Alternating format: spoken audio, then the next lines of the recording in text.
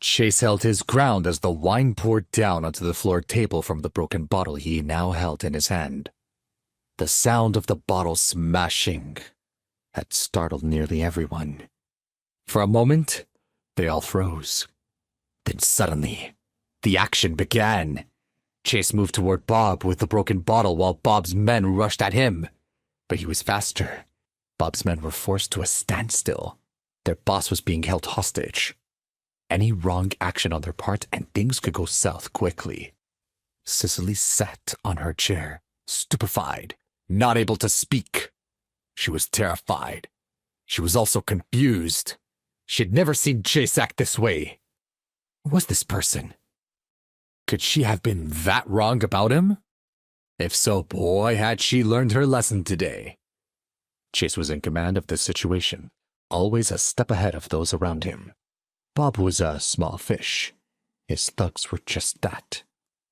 They had no real leverage and was too cowardly to put their lives on the line. All he had to do was puff himself and act tougher and braver than they were. And that's exactly what he was doing now. Sure enough, Bob had been caught off guard by Chase's bravery. He was scared. He hadn't expected Chase to be so bold. Let's all be calm about this. I'm sure we could talk like men and find a solution that works for everyone, no? I said I would give you the money, and I still plan to. But I want to take them with me first. If you don't believe me, let them go and I'll stay behind as collateral. Why would you do that? Asked Bob in shock. They're the ones who owe me money, not you. Why would you offer to take their place? And more than that, why would I agree to it? Chase quickly responded. You don't have a choice now, do you? Either let them go, or you can take a gamble on what happens next. His tone was threatening. He was a good actor and wasn't afraid to play the role. Fine, fine. Bob relented.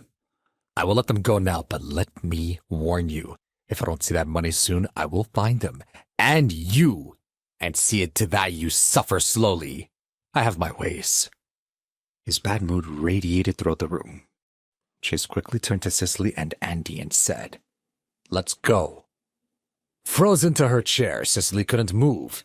She was scared senseless by what was happening around her. Chase yelled again, Now, Sicily! Only then did she pluck herself from her chair and stumble to the door. Andy and his friends followed close behind. After seeing the others safely leave the bar, he released Bob and immediately took out his cell phone and called Tim. Sicily and Andy took off running. They made it several blocks away before they had to slow to catch their breaths. Christ, uttered Andy. That Chase is tough, but he's gonna get us all in trouble. Why didn't he just pay up? Thank God Mr. Russo let us go, though, said one of Andy's friends. No way, man, added another.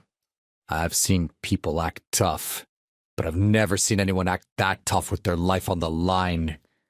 And if he actually hurts Mr. Russo, what happens to us then? They'll come after us. Mostly everyone was cursing Chase. Only Sicily thought to herself, what's gotten into him? Taking on Russo?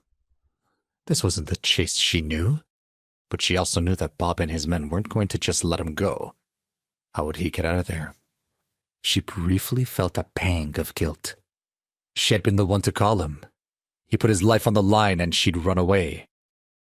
What if something happened to him? She tried to shake off the unpleasant feeling from her mind. Seeing the worried expression on her face, Andy asked, What's wrong, Sicily? You can't still be worried about that all good for nothing. What's there to be worried about? It's his own fault he's in that mess. He deserves what's coming to him. But she still felt guilt. Andy, we were the ones who called him here. If something happens to him, it'll be our fault. We can't just leave him there. Everyone stood around for another minute or so before Sicily finally made a move. She wouldn't feel better unless she went back for Chase. she began to slowly walk back to Bar Tropical. Andy and his friends joined her for moral support. They had no intention of going back inside the bar. As they turned the corner and approached the bar, they saw a black pull up to the curb in front of the entrance. When they saw who it was, they were scared out of their wits. They whispered to themselves in anxious excitement. "Oh my God, it's Victor Antonov. Is it really? Is this his bar?" Victor was infamous in Lauderdale. He practically controlled the city's entire underworld. He had people and businesses across the city. Some known bars, nightclubs, gambling halls, arcades, and some unknown. It was said he was always watching. The South Harbor area of Lauderdale was once a middle-class residential district of the city that had fallen on hard times during the last recession. Prior to the market collapse, there had been a rush to develop the district, so when the economy couldn't suppress the projects, it left a sea of vacant lots and half-renovated buildings. Residents began to move away and criminals moved in. It hadn't taken long for the district to fall apart. Victor was one of the first to see the potential. He and more than 300 of his men moved into the area and began to control the flow of goods in and out. He had his men rough up some of the business owners and then gave the remaining ones one heck of a deal in exchange for ownership. It was a good racket. He treated his men well, and in exchange they were fiercely loyal. The mere mention of Victor's name was enough to scare people to Sicily, Andy, and the others were frozen in place. Seeing Victor walk into Bar Tropical, they just knew that Chase wasn't going to see the next morning. "Let's go, Sicily," whispered Andy, who was on the verge of tears. "If that's Victor, there's nothing we could do. Chase is as good as dead." Someone else whispered, "And if we stay here, so are we." "That's right." The others chimed in. "It's too late for Chase. We can't just stand around here waiting for Victor's people to find us. We have to go."